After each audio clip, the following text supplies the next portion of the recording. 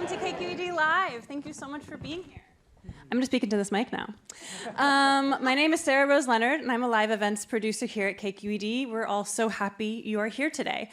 For those of you who don't know, KQED is Northern California's NPR PBS member station, and KQED Live is a new program where we stream on YouTube. We have live events. A lot of them are food programs, lectures, yay, performances, panel discussions, a lot of game nights. So if you want to see more, you can go to kqed.org/live and see our full slate of programming. So we want to thank our season sponsors who are amazing: the Asian Art Museum, Berkeley Rep, Comcast Business, thank you, and the San Francisco Symphony. We are so grateful to their commitment to supporting our mission of civic and cultural engagement here in the Bay Area. And now I want to bring out Cecilia Phillips, our coordinating producer and on-camera reporter for Check Please Bay Area. She is our host this evening, and she is also the host of a spin-off, Check Please, You Gotta Try This.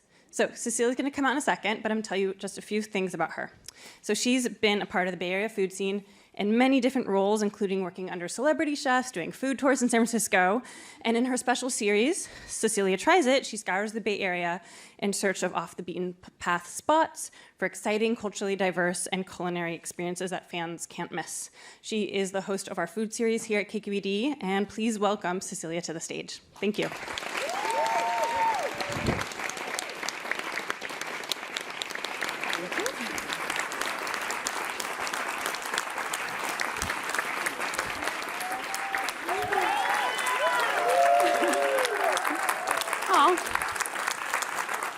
Thank you, and welcome all of you amazing folks that I've never seen before.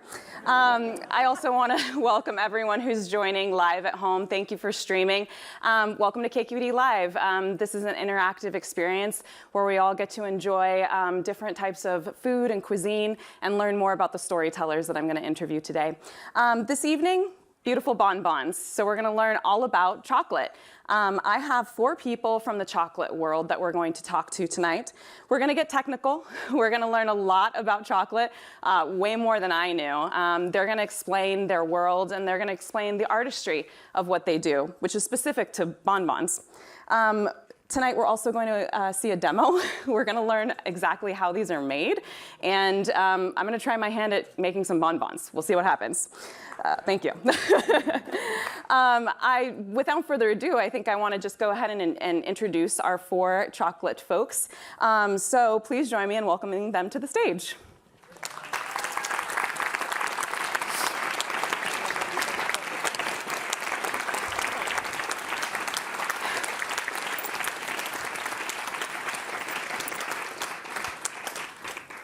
From Deux Crânes in Los Gatos, I have Michiko, and I also have from Xocolate Bar in Berkeley, Malena. And then we also have Michael Hohenthal from Go-To Chocolates in San Carlos, and Thalia. And Thalia, your last name is also Hohenthal. We'll get into that a little bit later, but you are representing Guittard chocolate this evening. Awesome. Thank you all for being here. So I think that the best way to get started is just to define what is a bonbon. I had an interesting time looking and determining the definition of a bonbon. My understanding was that it was somewhat similar to a truffle, but I learned that they're not the same at all. So if you wouldn't mind starting us out, describe what it is. Yeah, absolutely. So they are similar because they're made from chocolate, but bonbon in French means good, good. So you would go into a candy store and a little kid would say good, good, right? The bonbon that I make have a chocolate shell and then inside a ganache of some kind. So they're shelf-stable little treats and treasures that you can enjoy. Awesome. Thalia, I want to go ahead and just kind of start to explain your role here tonight. So we have 3 folks, and I didn't even know what to call you when I first was interviewing you for this event. And I was like, are you a chocolate person? Are you a chocolate owner? Are you a chocolate maker? And I found out that you all are chocolatiers. Okay, so you are the ones who are kind of making these beautiful treats that we see behind us. Thalia, your experience runs so much deeper than this. So you are the senior scientist at Guittard. Right. So we're going to be reliant on you through most of the evening as to what is chocolate. And we do have some slides that we have that are going to kind of give everyone a sense of what chocolate is. I used to call it chocolate seeds, but we will see some imagery here of what an actual chocolate pod is, cacao pod? Right. Get us started. Right. So cacao is the name that it's usually called in the growing region. And once we get it over here and we've got the seeds out, we call it cocoa. So it makes that transformation. It's all about transformation. These pods are beautiful. They're containing about 40 beans, to 40 to 100. They get opened up and reveal inside this fruity covered seeds. I think we have another slide as well, the next one, which shows an actual person behind these. So this is, tell me what this is. Well, now we've gotten to the point where not only are they out of the pod and they've got all the juice drained off during the fermentation and they've been dried. Now they're sitting in a chocolate factory, in a laboratory, being examined. So it's very important to take a good close look at the cocoa beans before we put them into chocolate. We want to make sure that they're just meeting the standards. So tell me a little bit about that process, right? So from what you do is from bean to bar. Can you explain like what that means, and then we'll kind of get into how that affects the chocolatiers? Yeah, I'm happy that bean to bar has become a popular thing, that people are starting to grasp what that means. When I was growing up, I didn't know, I just knew it was a chocolate bar. I didn't know where it came from. Just like a loaf of bread, I didn't know it came from wheat that was growing in the field. So it turns out that chocolate is, by itself, cocoa beans are vegan. They grow on the pods on beautiful trees in the tropics. They get over to a processor like Guittard or even smaller bean to bar type. So we make sure that the seeds are dried. We roast them. We take off the fragile little shell that's on there, and we capture these beautiful nut meats known as nibs. These nibs can be chomped on, but they have no sugar, and they're very bitter and astringent. They have a lot of good, it's like a superfood, but at the same time, you can't really like not so tasty. Sink into it and feel like it's something delicious. So after that, we grind and grind and grind and grind, many different stages. And at some stage, we grind in a little sugar. And if it's milk chocolate, we grind in a little dried milk. I think we have another slide too, as you continue to keep describing this. So this part of the process is where it's gone from nib, and then this is where stuff's getting added. So it's now liquefied. And this is when it starts to get really interesting. If you taste this stuff, it's really actively bitter and unpleasant. So that's not what bonbons are about. And so we want to add a little sugar to it. Does this have a name? Is this chocolate liqueur? Chocolate liquor. Chocolate liquor. Okay. Not to be confused with a beverage liqueur. Okay, awesome. And then after this slide is one of the interesting stages that I didn't know about, and this is where it kind of gets a little sticky, right? Yes, so this sticky, is called icky, gooey. Conching? Right. Okay, tell me about this. Right, so the conching is to chocolate, I guess, what simmering is to spaghetti sauce. You're going to develop the desired flavors, and off into the air go, actually, it smells wonderful, but it's not the flavors that you want to eat in the chocolate. So there's acetic acid, there's some, as we say, volatiles that go out, and we try to make sure that aromatics stay in there, so there's a real balancing act that goes on. Every cocoa bean, we sort of wait for it to speak to us, the different growing regions, the different types, and that's why chocolate making is such a craft, listening to the cocoa beans. All right, and then so from here, the next slide shows us kind of something I think everyone's going to be a little bit more familiar with. Right. So these are chocolate wafers. Right. So these are ready to eat, or they're ready to convert into bonbons. So the chocolate maker, such as Guittard, is done at this stage, and we're usually eager to see what artistry will result from these now sort of, even though it's finished, raw material for an artisan. Okay, I think I want to do something which is to poll the audience, because I'm just curious, do we have any experts in chocolate? Folks who are just know everything that there is to know about, okay, you guys are in luck. So you can pretty much say whatever you want to. Oh, we have one, okay. You put someone in the audience. So we do have a chocolate expert You have out one there. person. Okay, great. So everyone else is in the dark. How many people are more like me, where you grew up watching Willy Wonka, somewhat scared that you may like get a golden ticket in a chocolate bar, go to a factory, and then wind up in a chocolate river?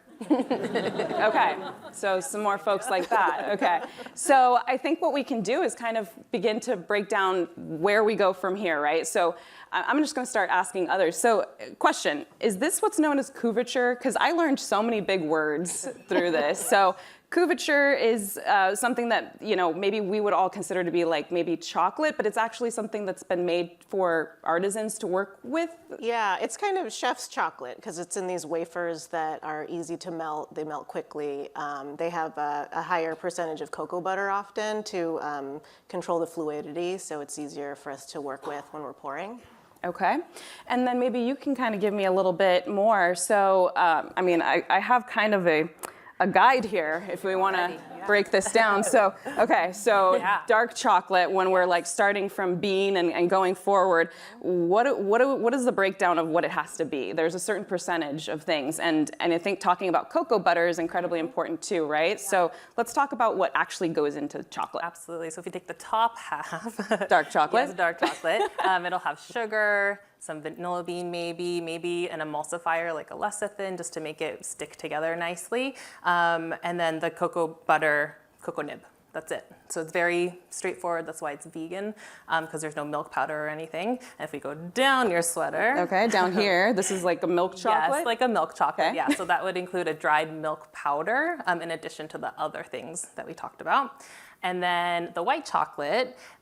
Which is almost like a misnomer. It's not necessarily even chocolate. Yeah, there's no cocoa bean in it, right? There's no nib in it, but there is milk powder and cocoa butter. So it gives it that nice texture, you know, it melts nicely, and it's really fun to play with, but it's not necessarily with cocoa bean, yes. Okay. Fun fact, dark chocolate plus white chocolate equals milk chocolate. Oh, okay.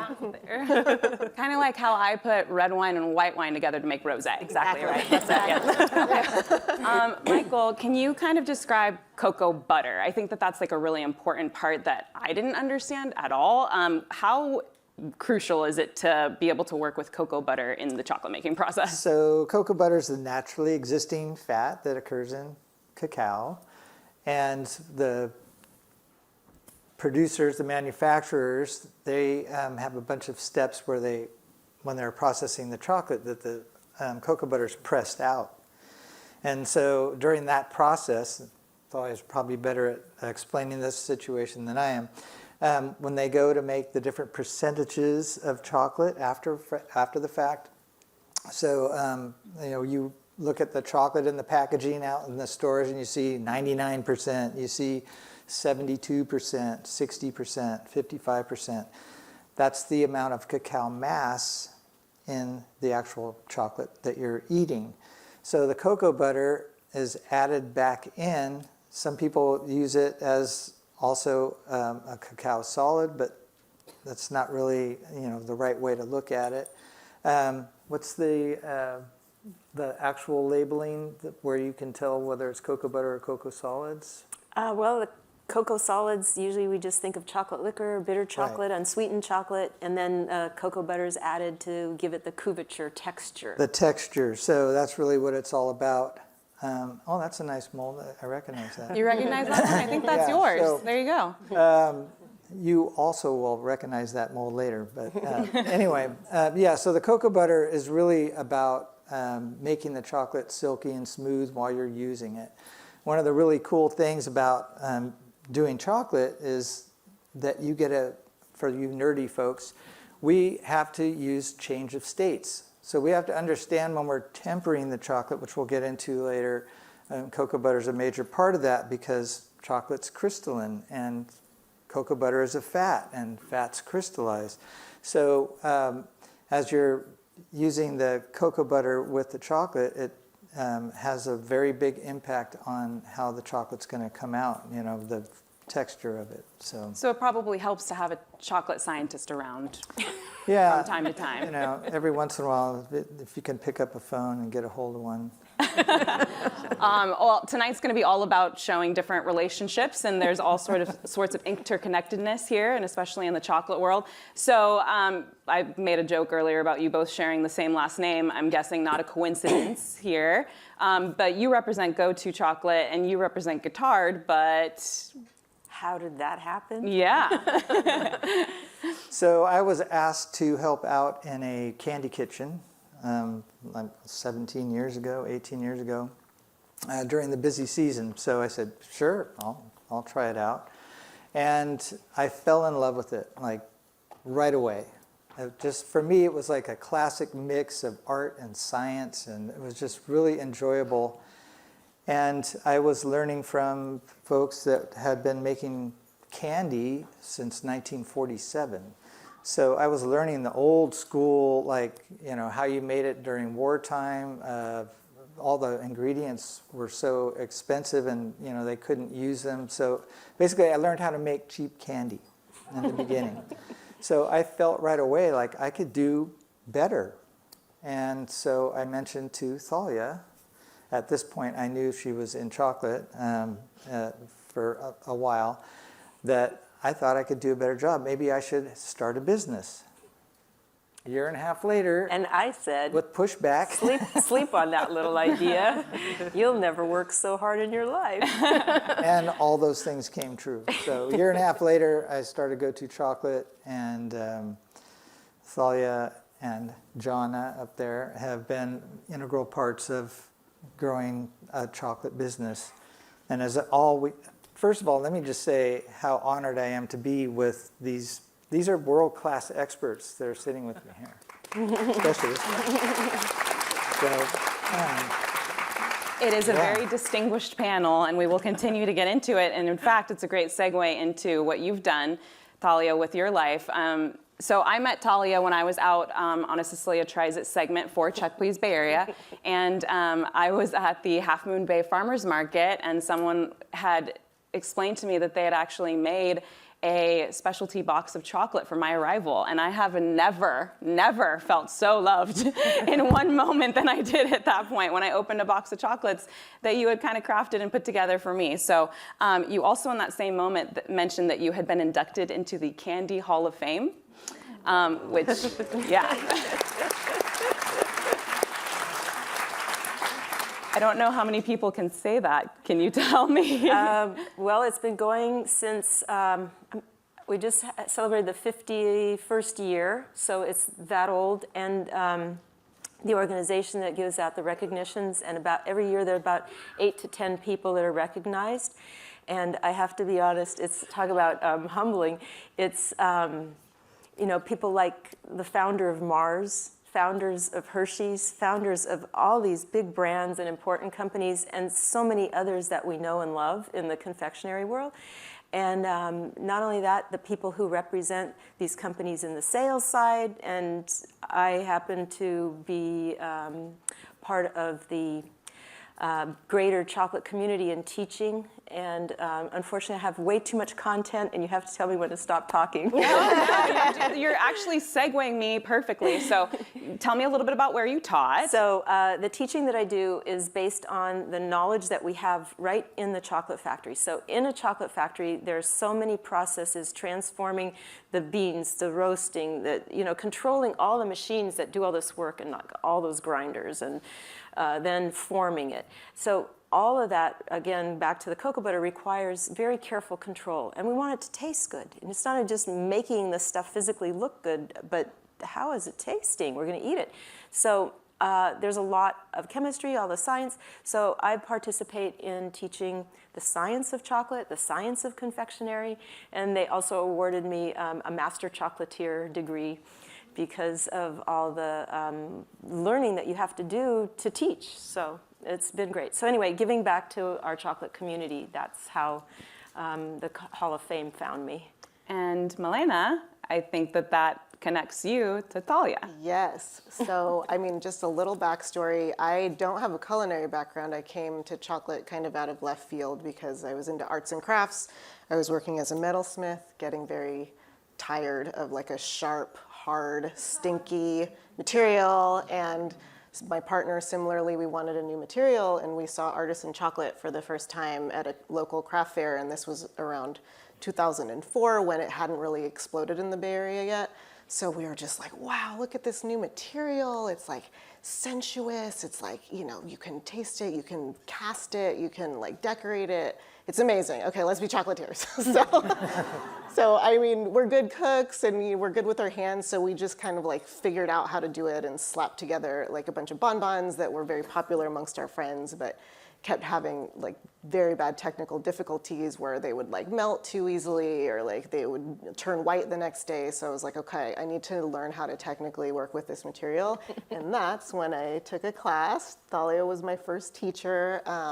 UC Davis has a class on gourmet continental chocolates with Thalia and Terry Richardson.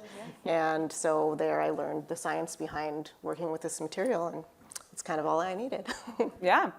Tell me a little bit more about opening the business and Xocolate Bar and what you all do there. Yeah, so my partner Clive and I started out doing like festivals and fairs with the Xocolate Bar, and we exhibited at the very first San Francisco International Chocolate Salon in 2007, and we took home a gold medal, like best in show. So that gave us, thank you. So that gave us the confidence to open up our own store. So we opened up a little brick and mortar store on Solano Avenue in Berkeley in 2008, and we have been there ever since. I was telling you as we were getting ready for this that I also shared a special connection there because I would go and stop at your shop and treat myself to one bonbon because they're just so amazing and delectable and beautiful that I thought that I would just try to like calm myself. But every Saturday I would go and have one, and it's delicious. So I'm excited that they all get to try the product that I've enjoyed for years. I love that. Yeah. And the sipping chocolate too, right? Like And the little sipping sip. chocolate, Yep. yes, which we'll talk about later as well. Thalia, you said that you've been following Milena's journey, and it's been really exciting for you as a teacher. It is. And you weren't so familiar with Deux Crânes quite yet, but you were excited about what you'd seen so far, which I quote you by saying that you have seen her raise the bar, if you will. And she also mentioned that your exactitude and artistry was something that she was really impressed with. My goodness, thank you. So I'm excited that you all are all on the same stage together, and I just want to know a little bit more about your business as well. It seems to me that it's a merging of two dualities for you. So a little bit of East meets West and Japanese and French influences that you got. You spent 10 years in Japan? Yeah, I grew up there. Yeah. So tell me about your journey in chocolate. Yeah, so I started out my career as a preschool teacher, actually. And my husband and I thought, you know, one day, why not move to Paris? Like, that's a normal thing to think. So then 2 years in saving and working multiple jobs, we moved to Paris. He did wine school, and I went to pastry school. And the homework was amazing, by the way. When we both came back, we decided we wanted to start our businesses. And so I thought about doing pastry, but that market was a little bit, you know, oversaturated. And so I thought, okay, like, I really liked working with chocolate in school. I worked in a patisserie that did chocolate, and I really liked that as well. And it's such a perfect bite. You can have so much intensity and artistry in a bite. And I thought that's just a really cool thing to do. And so I started in 2018, so I'm the newbie here, in farmers markets in San Diego. Cool.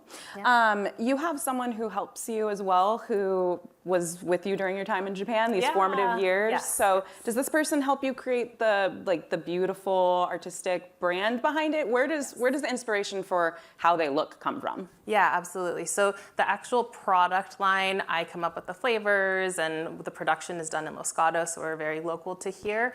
But the brand design, the creative direction of the brand, our beautiful photography, our packaging, all these things are done by my very good friend from high school. I've known her since I was 15. She's an amazing designer in New York, and so she came on board about 6 months after I started the business to help me kind of push it further. And I take no credit for how beautiful everything looks on photos and on Instagram, because it's all her. It's really amazing. So that exactitude that Thalia is talking about, like with your particular bars, which are very geometrically like inclined and shaped, where does that come from? The shapes? Yeah. Yeah, I was really inspired by the kind of, like you said, the precision of origami, and growing up in Japan, I really liked the way that those molds looked. And it's a very common pattern, like the star pattern is very common in like kimonos, and so I was really drawn to them. And so they're kind of a pain to polish and get ready for each days, but was really excited to be able to use something that felt so Japanese and like home. Awesome. Well, I think that they've learned quite a bit about chocolate to get them started, right? At least like 101. Thalai's like, no. And I think they came in knowing a lot. I'm going to make that assumption that they wouldn't even have ventured out if it weren't already very knowledgeable and curious. Yeah, and they like the taste of chocolate, I'm assuming. So with that, I think we should do some tasting. So, and here is some of your packaging. This is exactly what I was talking about here, these geometric bars that you can see on the screen. So let's get started with your chocolate, actually. So on your seats when you arrived and sat down, you should have seen 3 different packages. So we're gonna start with Deux Crânes. And that one is the clear package that has 2 bonbons in it. So during the time where you're enjoying, first of all, is there a right way to eat this chocolate? I already hear the packaging opening, so before they dig in and are done, what's the way to enjoy chocolate? Is there a specific way? There is. You definitely want to let it melt a little bit in your mouth. Like wine, you want it to be able to kind of release the aromas.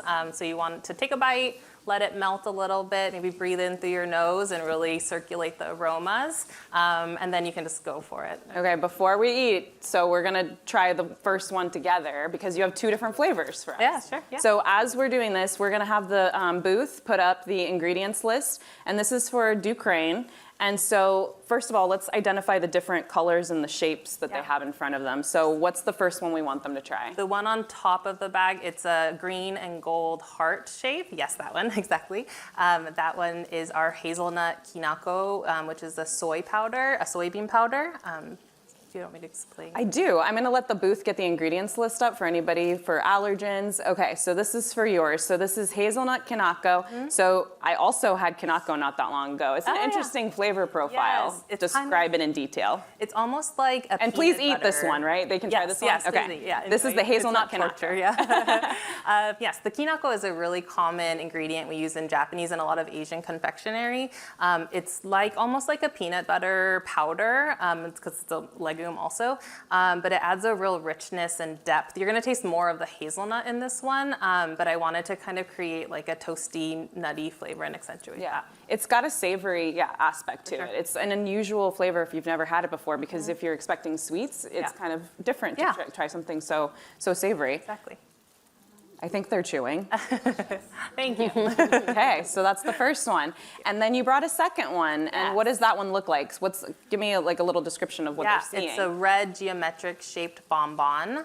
And then inside of that one is an orange nutmeg cookie butter. We made these ones to kind of celebrate fall. And so I wanted something that felt toasty, and who doesn't like to bake in the fall when it gets like weather like this? So I thought it would be fun to do a cookie butter with fresh orange zest, and then freshly grated nutmeg as well.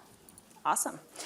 So you obviously, it's like bringing in fall, that's why we got the first flavor, and the second one is very like culturally, how do you come up with the rest of your flavors? Like, what's the process? Yeah, I look at a lot of actually savory cooking books. I really like sweet and savory flavors, and I'm always trying to introduce people and kind of push the conversation about what should be in sweets, but also maybe Japanese ingredients that people aren't familiar with, like kinako. And so always trying to think about things that people might say, like that goes in chocolate, but it absolutely can, and I think it makes it like a more interesting conversation. Okay. What do we think of this one? Yay. Thank you. Well, that one got resounding. Yeah, it's really good. Okay. It's really good. Okay. All right. So, and these are some of your. These are some of our bonbon as well. Yes. Yeah. And they are so beautiful, and we'll show them later during the demo how they become that way. As the booth is getting the next slide up. Xocolate Bar. Okay, so you've brought a bonbon as well for them to try.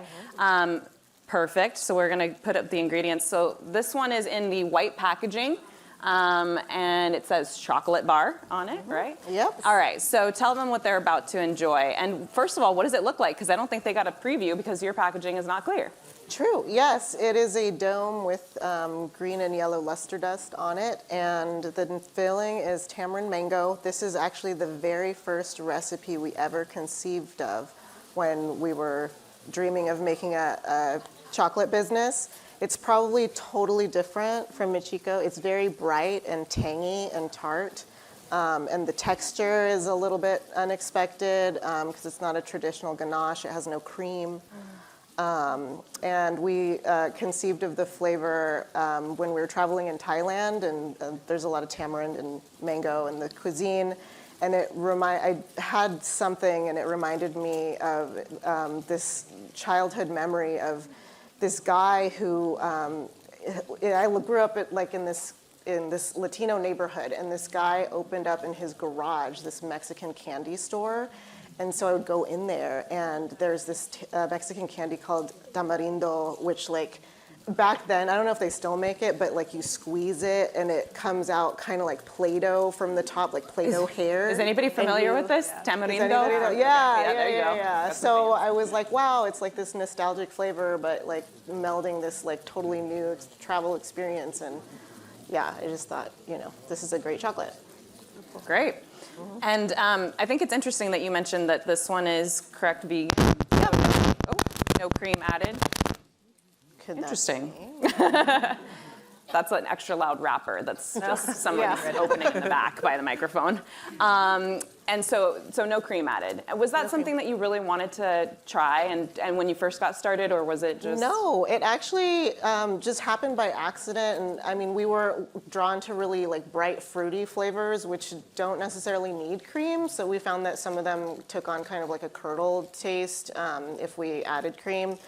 Neither of us are vegan. It just happened to be vegan, and we just kind of ran with that because it was just it was a unique niche back then to have something available that was accessible to people who can't eat lactose or dairy and yet loved by omnivores and herbivores alike. Awesome. All right. Number 2, yeah? Okay. This is great. Doing great. 2 for 2. Okay, so now go to chocolate. So the final one, which is in an adorable little orange box. Yeah, it's called a little tote box. Okay. Let's see here. Might have lost some audio on your microphone. That might have been the sound. Can you give me a hello to everybody? All right. So I'm going to grab you a microphone. Perfect. Ryan Davis. This is our executive producer of live events, everybody, Ryan Davis. Coming in clutch. Hello, San Francisco. All right, so we have your ingredients list here. All right, What did you bring? What you're going to try in the orange box is a pumpkin spice truffle. Oh, we're going to go back a slide. Yeah. Oh, go back by 2. We had it up there a second ago. So Tell me. again, it's yeah. a fall flavor. Maybe everybody's a little bit tired of, pumpkin spice stuff with everything. When you try it, you will taste all of the traditional flavors that go into a pumpkin pie or pumpkin spice cookies or beverages. And for my part in that, it's kind of goes back to, having pumpkin pie that my mom used to make. So I can't say I used her official recipe to get the spice blend, but as I did with many of the pieces that I make now, you start with a recipe that you kind of think is going to work, and then you just keep moving it one direction or another until it's just right. And so I hope you like it. It's interesting to me. So this one is pumpkin spice, but is there no cinnamon in this? There is cinnamon in there. There is cinnamon in this one? We may have missed it. Okay. Spices. Spices. Okay, Can't so give that's away part of the it. rest secrets. Yeah, no, well, I mean, it's Secret proprietary nutmeg, blends. cinnamon, Okay. ginger. All right. all Okay, those. so lots of those baking spices that you're talking about. Correct. Perfect. And so do we all enjoy this one, the final one? Okay. And then you've also brought some chocolate as well. Yes. Just in Okay. case you haven't had enough chocolate yet, there's more. All right, so this one is a bar, correct? Is that they Yes. have in front of them? Okay, so this is basically just, I don't like to call it regular chocolate. Is there a way to describe just like a bar of chocolate? Is there an appropriate Well, way? in Europe, they call them tablet chocolate. And people it hasn't caught on here, but I think tablet chocolate's a great way to describe it because it's just the solid stuff and no filling.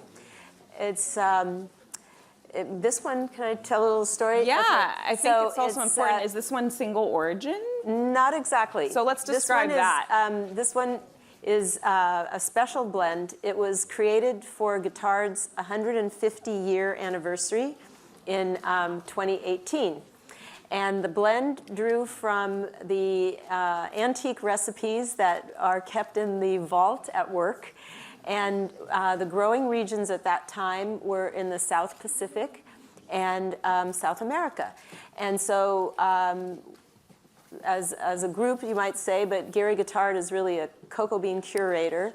He was able to find still growers who are active in those regions and was able to get cocoa beans specifically for this blend. So that's the big story behind these, is the type of cocoa beans. One of the prized ones is Java from Indonesia, of course, Ecuador, and then some Hawaii. And Hawaii grows cocoa beans that come from lots of different places where Guittard historically bought cocoa beans.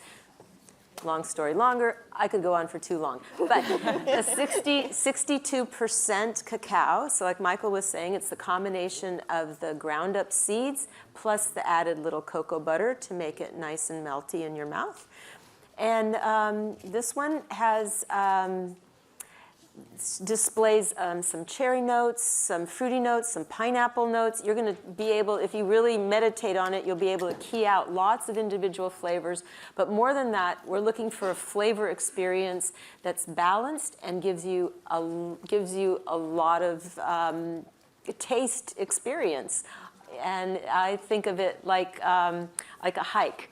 What am I seeing? What am I experiencing? Am I going uphill? Am I going downhill? Is it getting quieter, noisier? There are no really good words to describe taste except other experiences. And this is another way that you are connected, correct? You use Guittard Yes, chocolate. that's right. They make an organic fair trade couverture, which is becoming increasingly difficult to come by, but we swear by it. It's delicious. It works with everything. We'll chat more about that as well, but tell me a little bit about that interaction of like picking what chocolate you're going to use, right? So Yeah. you use Guittard, and let me guess, do you use Guittard? Yes, I do. Okay, but you do not. I don't know. Tell me about your choices for how you pick chocolate you're going to work with. Yeah, absolutely. So I use a brand called Valrhona. It's made in France. I studied in France, and I'm very comfortable using their chocolate because that's what I used in the pastry kitchen I worked in. They're also a B Corp and do a lot for environmental stewardship, and so I felt really strongly about using it, and so it's a really delicious product. But Guittard is also really delicious. There's room enough for everyone to have as much chocolate as they want to bring to the table, for me. So I think, speaking of going to a table, I think we got to show them a demo. So we're going to see how these bonbons come together. So let's suit up. Okay. And Thalia, if you want to come with me, you are going to be the senior scientist of this demo. And you're going to make sure that everything goes okay. And if you want to join me, Michiko, to the side here. So for this demo, each of the chocolatiers who are on stage are going to be showing all of you one step in the process of making a beautiful bonbon, is what we're going to see. You actually were so kind to do this demo for us, but you were also very nervous about the idea of your process getting messy. So yes. I brought some stuff. I'm going to cover this up. And since you are airbrushing, I got a little worried. I brought goggles, but they're snowboarding goggles, so. This is what we look like in the kitchen. I'm ready. Exactly. So what do we do? This is amazing. Do I need this or am I good? We'll see. I'm not sure. Yeah, okay. Maybe keep them on. I'll keep them on for right now. Oh, you got some stuff already. Okay, so all joking aside, so what do we do here? Okay, so our bonbon, you might have noticed, have a color on them. We use a colored cocoa butter. I have it Back here, we mix some of our own colors. So this is just cocoa butter mixed with different kinds of colorants. And so we air spray it to get a really fine finish and total coverage. We also use other things to make different effects, whether it's like a swirl effect, we'll use like a sponge. We also have like a toothbrush for a splatter effect.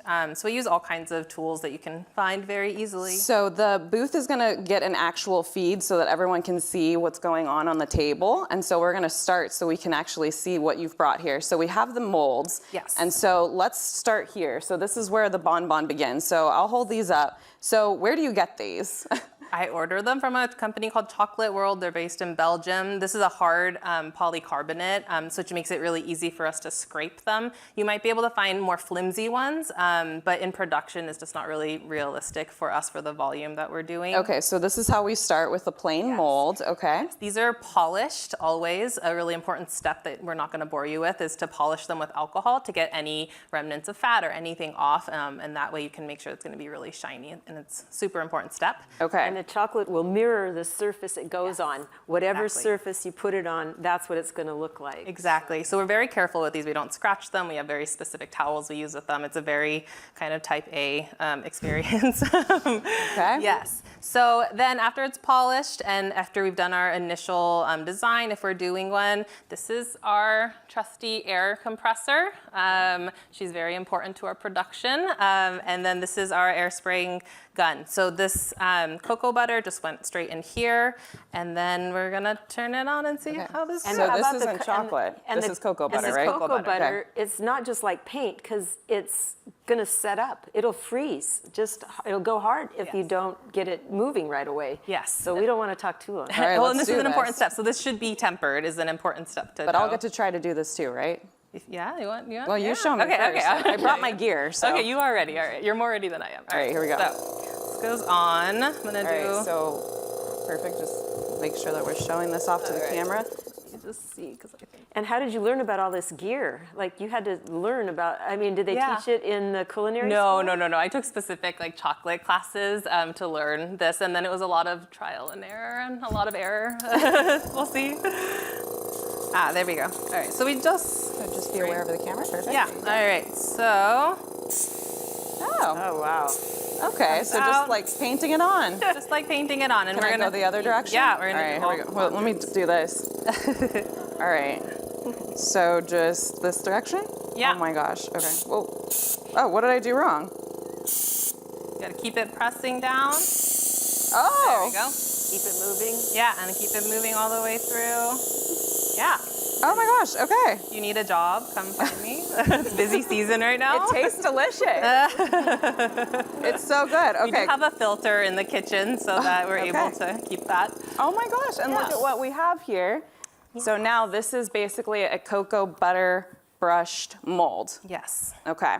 Blush brush. Yes. Perfect. Okay, so this is what it starts with, and this is not something that's like gonna just be a bonbon now. This is not tasty. Okay, this is not tasty. This is a fat, so it doesn't taste particularly good on its own. So we need to put the delicious part, which is the chocolate. Okay, so this is the dried mold, so cocoa butter in here, and then we're gonna fill this up, and then the next process that we're doing is called making the shell, right? Yes. Okay. So this is where the outside, the hardened part of the bonbon comes in. All right, so you're gonna show this part off. Yes. All right, so tell me what you're doing. All right, so this is tempered chocolate. We are going to fill the cavity and then make sure that it's set really nicely in there. I'm just gonna do a few down here. I don't know if you guys can see that. Ooh, thick. It was tempered a while ago. Will the cocoa butter blend into the chocolate? How come it just sits there on the outside and doesn't get stirred in with the rest of it? Because it's set, so it's crystallized. Like Mike was saying earlier, cacao butter is a fat that will crystallize. And so we give it some time to set. That's why this one we can't use. If you can see, actually, this one is very shiny because it's not crystallized, and this one is very matte. So this one, they're both tempered, so in theory, they'll stick to each other. We're making a really nice little shell here, and then we're gonna do like a chocolate And what is the tapping? Let me move this. What does Yeah. the tapping do? We are just trying to get a really even shell. So something when you're eating a bonbon, if you want to be judgmental, you can look for the thinness of the shell. It's something where you want it to be really fine because you want the ganache. You don't necessarily want so much solid chocolate. It makes for a better experience. So by tapping it, you're kind of making a really even coat. And then we'll let this set. And then you have your shell. And the shells look like this. So, okay, so that's the first step. That's the first step. First step with Michiko. Yeah. Okay, great. All right. Bravo. Next step. Thank you. Thank you. Very, very well done. Thank you. Good job. Thank you. I'm gonna sneak on you. I will definitely be assisting you with audio as you walk us through this next step here. Also, we're gonna auction off this table at the end of the night. There's a lot of excess chocolate here. Okay, so here's the next step. So as the booth gets ready to show the audience the next portion. Okay, so these are our shells. So these are the shells that are basically just like that, perhaps a little bit thicker. And you can see that they're going to be this shape when they're done. So what I'm going to do is take ganache that we've made already. Okay, so first of all, their mouths are watering, but let's make it happen more. So describe the describe the difference between just regular chocolate and ganache. So ganache basically is heavy cream and chocolate mixed together. Now, what Michiko was saying earlier, what's so important is you can make any flavor profile that you want. Think of your favorite herb. Think of your favorite spice. You had the pumpkin spice. You had the butter with the orange.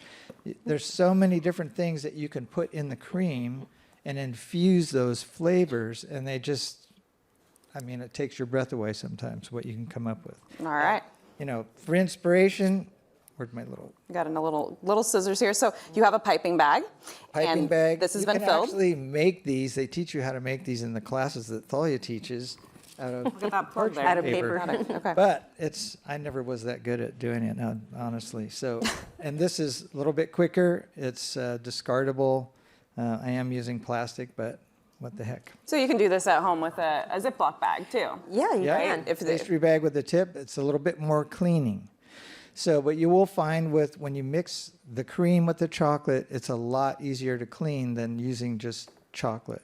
Chocolate's fatty when it comes down to it. That's why it tastes so good. Yeah. And interestingly enough, the fusion point of cocoa butter is about 92.5 degrees, which is the temperature of the inside of your mouth when you're eating. So that's why chocolate melts in your mouth. And That's hopefully why not. it's so heavenly. Okay. All right. So- So what's this process? We're filling up these with our So I'm ganache. just gonna pipe these in, and what you can see is there's like a little beveled edge on the top. I don't know if you can see that. Yeah. Yeah. There So, Let me hold this. and at that edge, you don't want to go higher than that because the next person, Milena's going to come in and put tempered chocolate over the top of this, which will become the bottom of the piece, right? Okay. So let's pipe some of this. Let's see how it's done. Is there any special techniques that you use to? Well, you want to get pressure on the bag, and this is really thicker ganache than I like to use, so I'm almost a little bit overfilling here, so I'll try and be careful. So the idea is to make sure it's just the right amount so that not only you can have filling, or if you wanted to have additional fillings that you put inside, because you can do multiple flavors, right? You've saved enough room, and then you still have to have room to seal them. So this is basically how you pipe in the ganache, and this is where the flavor comes from. Yes. and then Celia, you've learned a lot about chocolate in a making. case like Trust me, there's more. you want to be able to tap down the mold so that the chocolate that goes over the top has a flat surface to cover. If it's mounded or too high, then the chocolate that goes over the top, when you scrape it off, will scrape through the chocolate. And Michael does a piece that's rose petals inside that he pipes in there, rose petal gel. And when he's doing it, the rose petals kind of won't let go, and it's very complicated to do. So this one is a smooth technique, and there are bonbons that are more complicated. So. There we go. So now we filled our bonbon. All right. Thank you, Michael. All right. Elena. I like how you're a chocolate scientist. I'm kind of feeling it with this coat on. I feel like Yeah. very sciencey. All right. Now, sorry. Next step here. So this is the final round. So this is how to seal the bonbon, right? Okay. So we're gonna get the video back up so that they can see this portion of it. So now we're taking even more chocolate. Is that correct? That is correct. All right. So this is going to be tempered chocolate, and I think while we're doing this portion, you and I should probably talk about chocolate and tempering. We should, yes. May I tell you what I've learned? Yes. Okay. So what I learned is that tempering is so important to all of you. You guys told me many times how important the tempering process is. It's very specific as to when it can happen, right? Did anyone in the crowd ever work with something called dolce frutta?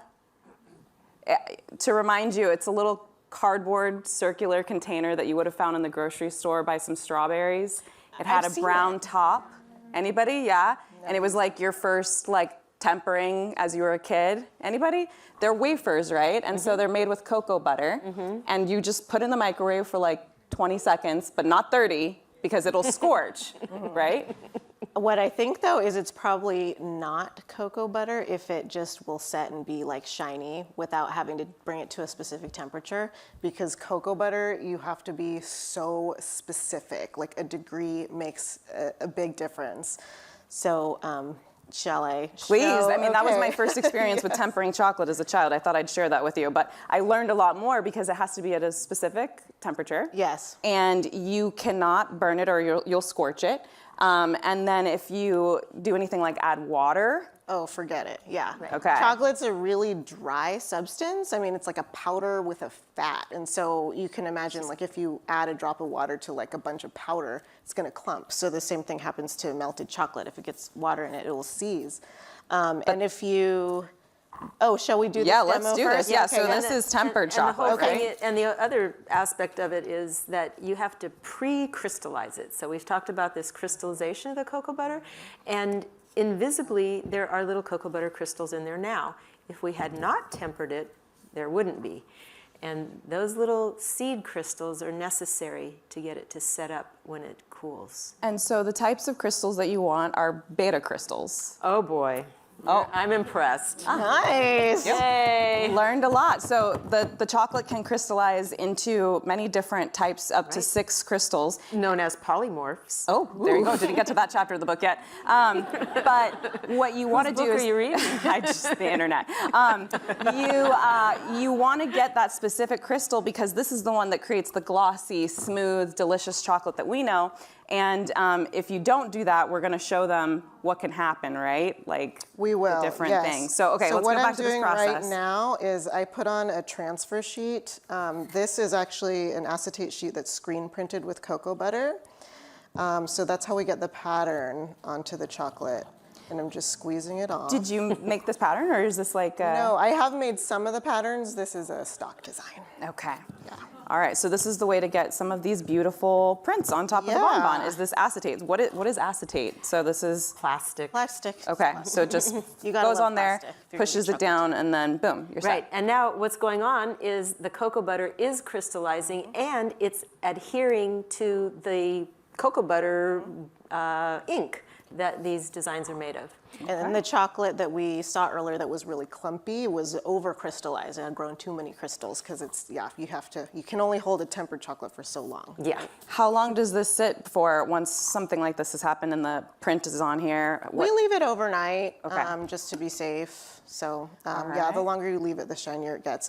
And I also brought along an example of what happens when you don't temper chocolate.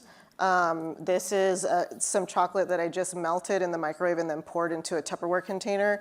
And when I was driving my chocolates here, I put it in the window of my car, in the sunshine. And you can see that it looks so chalky and disgusting versus a tempered chocolate that's shiny. So yeah, This is one of your molds, but this does happen sometimes to chocolate, Right, right? And right. so if you've left your chocolate somewhere for a long period of of time that can take on this color. Still edible? Yes. Still edible. Still and it's safe. actually not older. It has nothing to do with age. It looks 1,000,000 years old, but it has everything to do with temperature. Right. So yeah, the chocolate was made at the same time as this, but it blooms. The fat rises to the surface. Right. Okay. Melt it down and start over again. So if they ever see chocolate like this, they don't need to just toss it away. No, just melt just- it. Just start yeah, over. or nibble on it. Okay. So, we've seen a couple of different ways to make these beautiful bonbons, right? So you've shown us the print, but then you actually do a different technique. So once again, we'll get the feedback for what's happening on the actual table here. You brought the butterfly, which is beautifully tempered, shiny, gorgeous. And so we're going to show them one of your techniques for decorating, which Yes. is luster dust. This is luster dust. Okay. It's a food grade edible pigment that's mica based. It's kind of like eyeshadow for chocolate. And I made this mold. Remember Thalai was saying that the chocolate takes on the exact texture of the mold. So this is actually from a silicone mold and it has more of a matte texture. And I like that because it really takes luster dust really well. So I can just highlight the texture. I'm gonna make a little rainbow. Can I try? Yeah, you wanna do Look the at this. butterfly? Can I do the butterfly? Yeah, Okay. I'll do the rainbow cat. You do And the so this luster dust, I wonder how do you know how they make it so shiny? And let me do the edge. You know, that I have no clue. I should have gone on It's Google made for on this. rollers.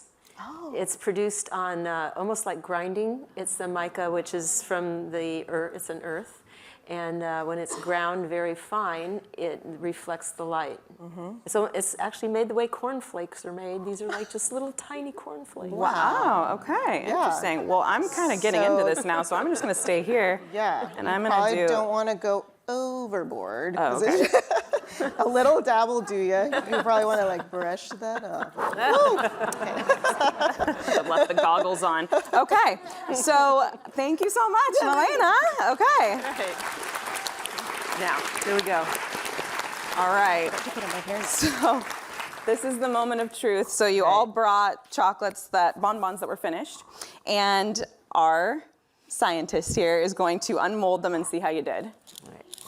Moment of truth. They've been doing this for a while, so I feel You good. should have the feed though, right? All right, so this again, first just one here. If you've been following the class, the lecture here, you have chocolate molded against the bottom surface, a filling inside, and then chocolate applied for the bottom.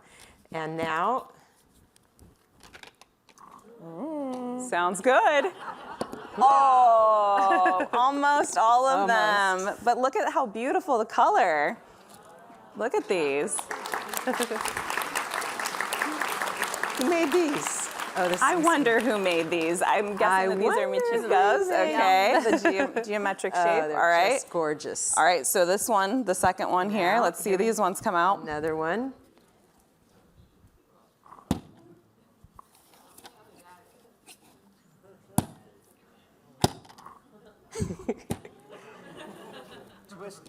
The molds are made trying out to of the improve same my material average. as bulletproof. Oh, okay, pretty good, pretty good. Wow, those are glossy. They're so glossy. How does that glossy? I know Really it's shiny. So can I Should have brought interject sunglasses something here, instead. Cecilia? Yeah. So you see how shiny those are, and we saw the spray technique, and then we saw luster dust put on afterwards. What I do with my molds is I actually take a paintbrush and paint tempered chocolate in them before I mold them. So I'm doing now the you same tell us. exact thing that Michiko does, but I'm just using tempered chocolate instead. And it hides any place you might have, might miss, or an air bubble or whatever. It just takes care of all that. And All that's right, why they come out the shiny. extra tricks of the trade that we're getting tonight. right. Okay, so last one. Oh, There you go. help Whack you out it. there. There you go. Wow. Wow. These are very cool. Okay, so these ones, it's funny because I was interested. I thought, well, why are you putting this on the bottom, the print? But Yeah. you've got the print here, and then you have this beautiful design. It's, That's gonna be on top. Yeah, that's a trick I learned from Melissa Coppell in Las Vegas. She's a master chocolatier, and yeah, now we use that to differentiate our flavors. So we just flip them over and have the pattern on top. Yeah. Gorgeous. All right, give them a Nice. hand. Thank you.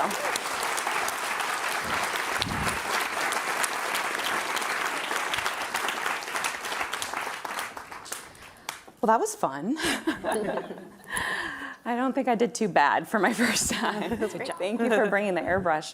That was, it's everywhere. But If you ever want a job. Thank you. All right, so I kind of wanted to get into some final kind of discussionary pieces about your businesses and the things that you do. I did want to kind of chat with you. You mentioned that something that was really important to you was the cultural implications of what you do with your business and Deux Crânes. Can you please talk about that and what that's like, kind of navigating those two worlds and bringing them together? Yeah, I think for me, when I started the business, I really wanted to kind of bring attention to underutilized Japanese ingredients. I think everybody has, like soy sauce in their kitchen and whatever. But for me, because I grew up, my mom is Japanese American, but I grew up in Japan. And so kind of communicating the way that Japanese food and Japanese culinary traditions have evolved and progressed, especially me and my business partner, we both live here, but we both grew up in Japan. We have very different stories. And so finding a way to kind of communicate that and have a conversation around our products is something that's really important to us. And it's been a really fun way to kind of meet people who are really enthusiastic about our flavors, and some people who are a little bit scared but then excited about our flavors. So it's been a really fun journey. Yeah. Question for you. In Japan, what is the chocolate scene like there? It's so insane. So Japanese people love chocolate. There's like a worldwide chocolate salon. There's one in Paris, there's one in New York now. And I went to the one in Japan in January of 2020, and it is a madhouse. Like, hundreds of people lined up to meet famous chocolatiers. They'll spend a lot of money on chocolate. They're very passionate about flavor and kind of learning new things and finding new kinds of products. And so it's really cool to get to kind of do that here. And then hopefully one day also get to do that over there as well. Cool. Big ventures coming up. Okay. As a reminder, I believe that you all were given cue cards to ask questions. Do we have some questions written down by chance? If you have them written down, go ahead and get them ready. We're going to have one of our staff come around, and then I'll answer a few of those in a few moments. But I just wanted to make sure that you guys were going to be able to ask some questions of the experts here. For you, a chocolate bar, one of the things that you mentioned on your website is the idea of decolonizing chocolate.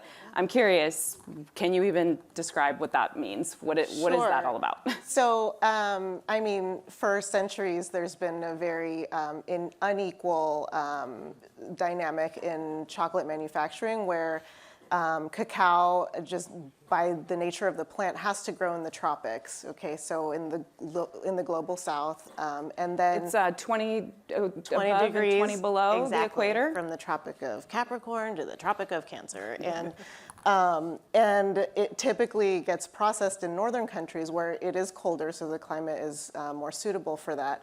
But also, all the investment in the machinery gets poured into northern countries, whereas the cacao-growing countries get peanuts, So they grow these like magnificent cocoa beans, but they leave the country as a raw good rather than a finished chocolate. So they're only getting like a penny for every, $10 bar that's sold here.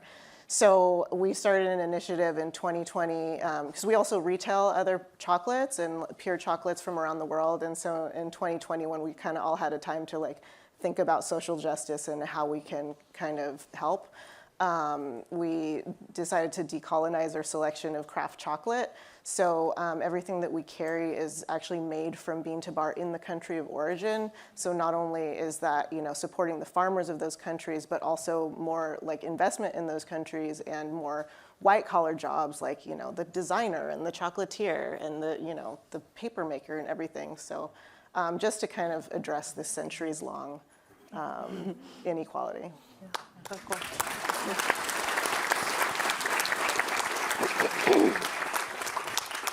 The name of your business, does it pay homage to the chocolate, the X is a nod to the Nahuatl Aztec language word for chocolate, which is xocolate, with an X and an L at the end. And when we initially conceived of the chocolate bar, we wanted to offer that kind of chocolate drink. The concept morphed, but the name remains. Yeah, because that's where it really started, right? Yeah. Even before the idea of chocolate, we have sipping chocolate, which is quite different than your sipping chocolate, spicy. Yeah, and just chocolate, like cacao and water and not sweet and like very bitter. Chocolate means bitter water. So ours is different. It's more kind of like European inspired. But yeah, I thought it was important to give a nod to the heritage. Chocolate is also apparently an aphrodisiac. Did it play any part in the... Oh boy, you were saving that question till last, huh? Got something up my sleeve, my chocolate sleeve. Well, it hasn't hurt our relationship. Ah, there you go. And actually, I think one of the funnest things we do together is create new types of chocolates. That's great. Yeah, we have a really nice synergy in that way. I mean, I don't abuse my relationship with a chocolate expert. And I've been doing it for 17 years now, or 16 years, so I have built on my own knowledge base and formulas and things like that. But there are times where the dynamic and the synergy that occurs between Thalia and myself, much like our own relationship, we can talk, we know what our strengths and weaknesses are. And so I can ask a question about a certain product or a chemical reaction in food, and she can tell me something to try. And I'll go, well, I can't do that because my machine only does this, or my hands can only do that, or I only have this kind of equipment.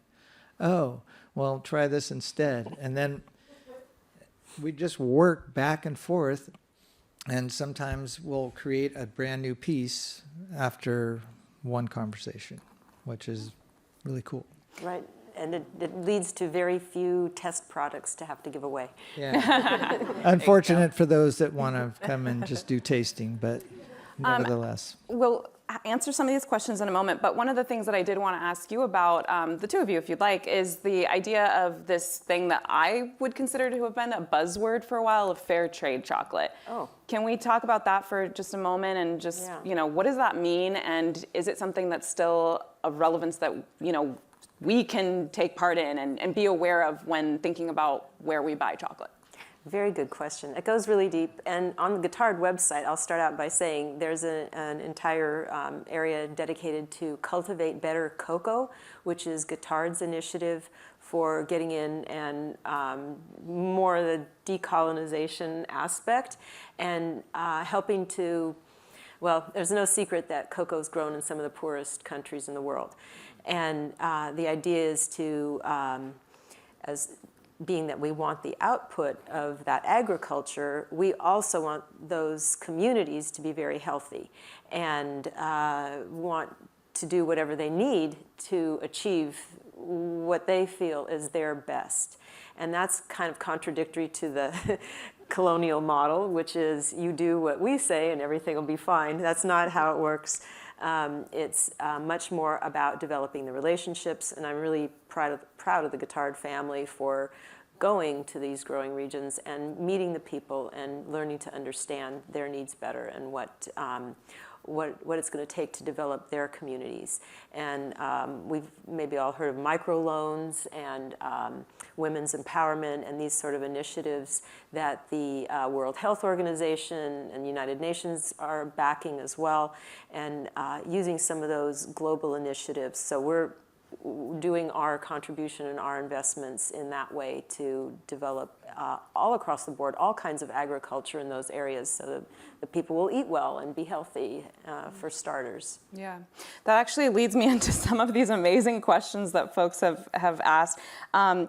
First and foremost, which is, how is climate change affecting chocolate? Oh, well, that equatorial region you're talking about, guess what? It's expanding. Mm-hmm. Okay, so think about that. In one way, maybe there's a larger region that chocolate can be produced, but how does that does it negatively affect? Because you also need a lot of, like a very specific amount of rainfall in these regions, and also like deforestation is a huge issue because it's typically a shade-dwelling tree. Cacao is not very tall, and so in a lot of these regions you run into growing issues. And then for us at the chocolatier level, I ship, you ship also, We right? ship, yeah. It's a nightmare. It's already a nightmare. And, when constantly it's like, checking the weather, like waking up at 2 o'clock in the morning to check what New Jersey is at, and kind of think about how much ice do you pack, and it's even at that level. Okay. One question that's coming up over and over again is, does chocolate expire?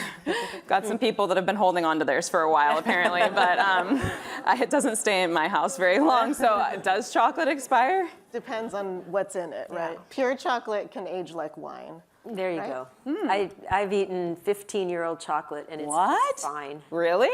And a lot of times, Did you like find it between the couch cushion? Like, how did you know, hold on to 15 years? Cecilia, if you picture the back door to my office opens into a warehouse that's full of chocolate. Ah, I see. Okay. We also have a refrigerator in our garage that's Right. not the refrigerator that we use. There's nothing in it but chocolate. And by the way, your the house. Yes, at our house. And by the way, the chocolate that Guittard is sampling you folks tonight, that Thalai brought, that ages really well. I still have some from when they gave it out, and I'm not using it. I'm hoarding it, keeping it all to myself. I have bars from Valrhona from 2002 when they had control of this Chihuahua plantation, which they no longer have. And so it's like this very rare, like special occasion chocolate, and it's delicious. So I did not know chocolate, that. dark chocolate does not expire. You just have to hold it at the right temperature, or else even if it's brand new, it's gonna look like that moldy mess. So does the flavor concentrate? And is that like the idea of having something that's like older? Was that part of it? Or is it just like you dust off the box and it's like, here you go, honey, here's our 15-year-old anniversary chocolate? There is a lot of chemistry here now. You know, I mean, this is really opening another chapter of chemistry, in that when you grind the cocoa with the sugar, the flavors all in the cocoa, and the sugar is just sitting there sort of neutral. And as it ages, the molecules from the cocoa move into the sugar. And pretty soon, it gets a smoother and smoother flavor, like that little hike I was talking about, and less bumps in the road. And as it gets even older, then there are other side reactions that happen, and some releasing again of some of these other specific low molecular weight flavors, and then you get more of the deep chocolate sometimes. But we should say that bonbons do not last forever. Bonbons are Not bonbons. because they're limited by the other ingredients. So if there's a nut, you know, nuts go rancid over time. The ganache has like a liquid element, so that's what's going to cause any kind of mold or bacteria. And so the bonbon are typically, like ours are about 30 days shelf life.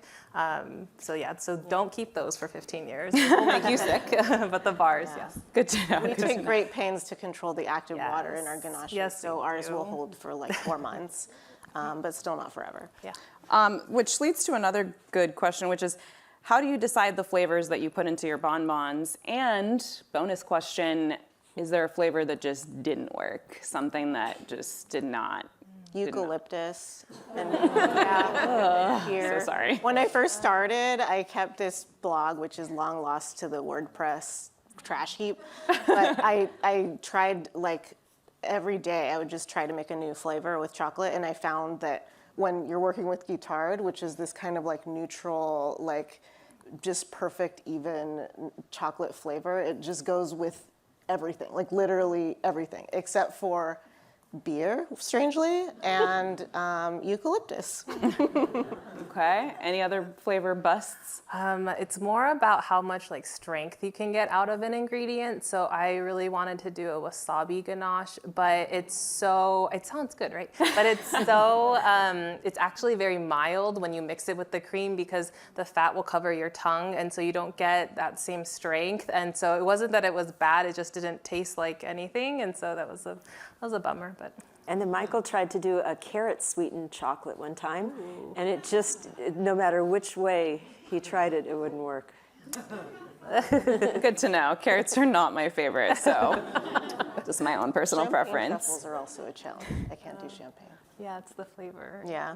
The flavor of carrot. Or champagne. No, champagne truffle. Everyone wants champagne truffles at Valentine's Day, and like unless you're using like artificial champagne flavor, Yeah. very difficult. The only time I was successful with that is I had the addition of the little pop rocks in there. Yes. I did that too.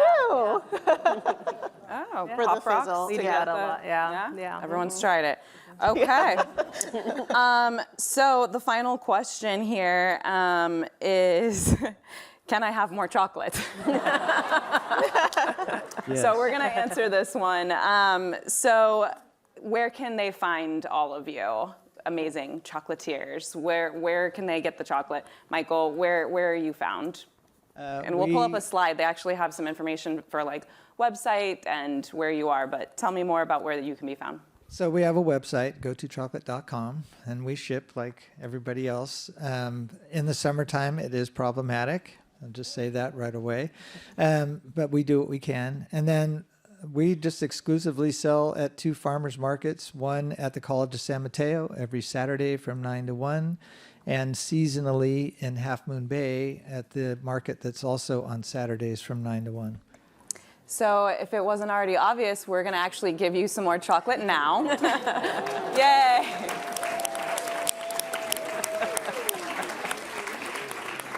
You know, I just like to make dreams come true. Just do my part.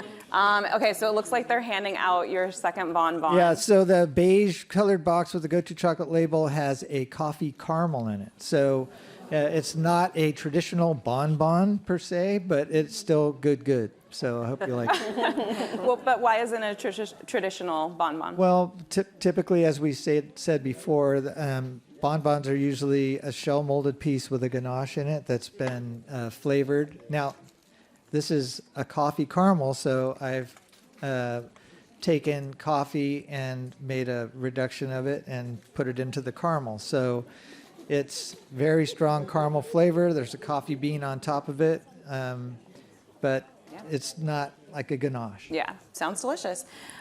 You generously gave your bonbons earlier, so they did try both of yours, but where can they find you if they want some more chocolate? Absolutely. We have a brick and mortar in Los Gatos in the South Bay, and then also online, and then we're doing a bunch of Christmas markets and holiday markets up in the city, so yeah, all over. Okay. And then I think that were you handed a second bonbon as well? You have the box and then the chocolate bar bonbon. That's the pistachio bonbon. It's the one that we were simulating up And here. the booth actually does have an ingredients list for those ones that are being handed out. So if anybody has any allergies, we're going to put those ones up too. But tell me about your pistachio flavor. The pistachio bonbon is very straightforward. Tastes like pistachios. It's kind of like the equivalent of like a pecan pie filling, but pistachio instead. And you can find us at our brick and mortar in Berkeley. We sell off of our website. We also we ship all over, and we're also carried by a bunch of boutiques nationwide. You can see a list on our website. And in addition to that, this season we do a lot of off-site shows, including the San Francisco International Chocolate Salon, which is coming up on November 20th. Okay. I can hear that they're already in these. Yeah. There's no waiting with this crowd. But when you have delicious bonbons like this, how can you be expected to wait? So even before going to their shops, you all are going to be in the lobby so that each of you can go up and chat with the chocolatiers, learn more, get more of your answers questioned, and you also have some selections of chocolates. So if they want to take some home with them, they're there. Yep. Did you all have fun?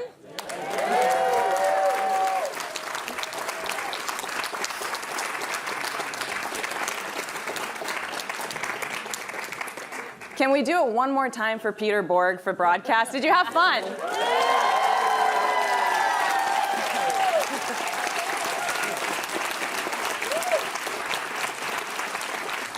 I got you, Peter. All right. I just wanted to say a big thank you to our panel this evening. You all just...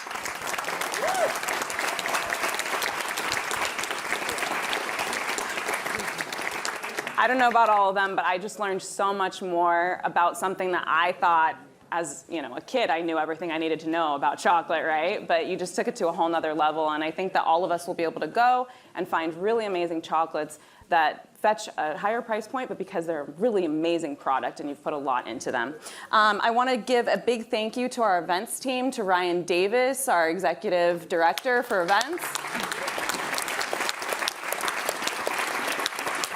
There goes Sarah Rose Leonard. A huge thank you to our producer this evening, whose idea this was. And a big thank you to everybody who's watching at home, who's live streaming. They probably had fun, but not as much fun as we had tonight, right? And lastly, if you want to attend some more events, we have an event that's going to be coming up. It is called Dating with Daya. And so Dating with Daya, Dating with Daya is going to be on November 28th, Monday, and it is a hilarious event where Daya, a comedian, is actually setting up a group of bachelors and bachelorettes to find if they can get a date out of the whole thing. So it's a lot of fun. I attended, and it's a blast. So there's the QR code for you if you want to attend that. And as always, if you enjoyed our KQED live food events, please spread the word. Tell people what we're doing here. I say it's the best deal in town. Get a conversation, some food, and you can always find that at kqed.org/live. I hope you all enjoyed, and we'll see you in the lobby. Have a good night.